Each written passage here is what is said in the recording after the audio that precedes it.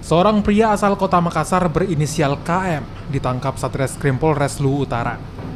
Pria tersebut ditangkap setelah diduga sebagai pelaku pencurian kotak amal masjid.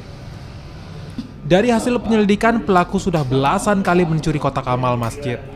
Aksi pelaku pun dilakukan di sejumlah daerah di Sulawesi Selatan.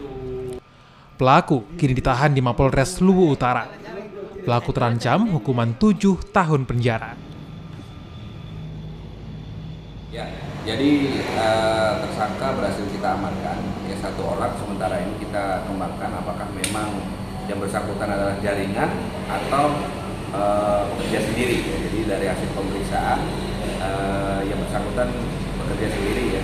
Jadi untuk TKP yang ada di wilayah hukum Polres Luwu Utara itu ada 7 TKP di bermacam-macam kecamatan yang ada ya, di Masamba, di Bogibone, kemudian di Malangke ada 7 TKP, dan kemudian selain di wilayah hukum Polres Luwu Utara ada juga TKP di Luwu Timur 2 TKP dan di Polres Palopo itu 5